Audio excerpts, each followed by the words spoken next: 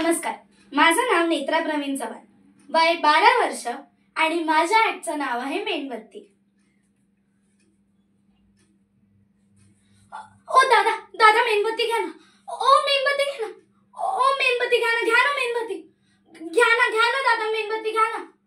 ओ दादा मेणबत्ती घ्या ना दादा. जर नाही घ्यायची होती तर नाही म्हणून सांगायचं ना. अशी फेकली तरी कशाला. जाऊ दे, तुम्हाला तरी काय कळणार ना या मेणबत्तीचं महत्व. मेणबत्ती तर ती आहे आणि तिची गरज फक्त अंधारातच भासते, हो ना. दादा तुम्ही जा, तुम्ही खूप बिझी दिसताय. जा. ताई ताई मेणबत्ती घे ना. ताई घे ना ग. ताई घे ना, प्लीज घे ना. डोकं नको खाऊसा माझं.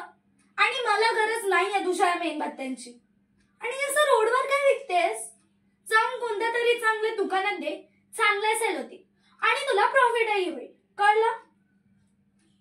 ताई गरज तर सगळ्यांनाच भासते आणि त्यातून जास्त बाई माणसाला.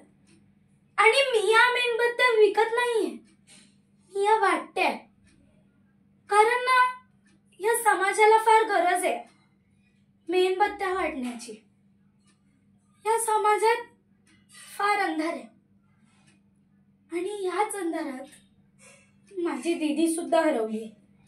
हे बघ, तू हे जे काही बोलतेस ना मला अजिबात कळत नाही. नाहीच कळणार.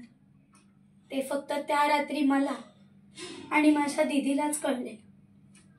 मी आणि माझी दीदी मस्त कॅन्डल लाईट डिनरला गेलो होतो. आम्ही खाऊन पिऊन मस्त एन्जॉय करून बाहेर पडलो. रस्त्यावर फारच अंधार होता. आम्ही खूप वेळ रिक्षा थांबवायचा प्रयत्न केला. रिक्षा रिक्षा पण एकही रिक्षा थांबत नव्हती. मग मी चालत जाण्याचा विचार केला. आम्ही चालत चालत पुढे निघालो. पण मला काहीतरी विचित्र वाटत होतं. असं वाटत होतं की आमच्या कुणीतरी मागावर आहे. 1 2 नाही 3 नाही 4. ती 4 जण. त्यांनी माझ्या दीदीला ओढलं. दीदी, माझी दीदी किंचाळत होती. सोडा मला, सोडा. प्रिया प्रिया तू जाय का नाही, लोक खूप वाईट आहेत. सोडा मला. मी किंचाळत होती.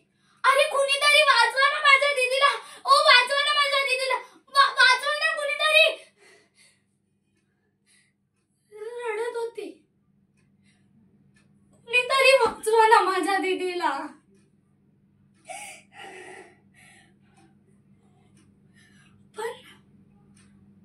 पण तिथे आमची हाक ऐकणारं कुणीच नव्हतं. आणि मला आईने सांगितलेली गोष्ट आठवली. तुम्ही दोघे एकट्या जाऊ नका, खूप रात्र झाली आहे. पण मी हट्ट धरला म्हणून दीदी मला घेऊन आलेली. आणि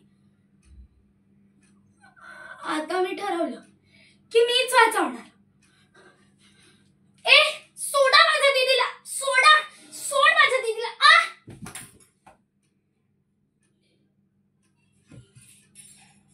आणि मी तिथेच पडले.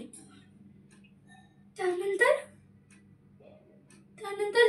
जेव्हा माझा डोळा उघडला तेव्हा मी पाहिलं की दीदी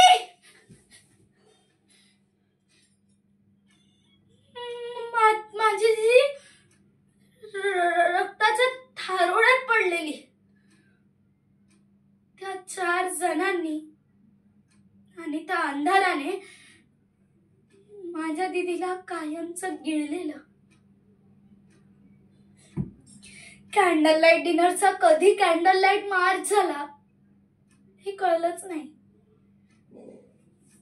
आणि म्हणून मला असं वाटतं की जे माझ्या दीदी सोबत घडलंय ते इतर कोणासोबत घडू नये म्हणून मी या मेणबत्त्या वाटते. आणि खरं तर ह्या 21व्या शतकात आपल्याला खरी गरज या कॅन्डल लाईट मार्चची नाहीच आहे. तर ह्याच कॅन्डलने त्या नराधमांना जाळून टाकण्याची वेळ आहे. दीदी, तू देशील नाही आत माझी साथ? बरोबर बोललीस.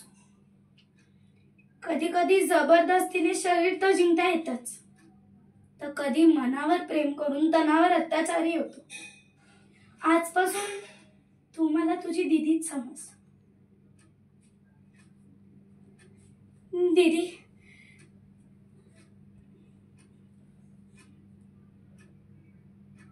थँक्यू.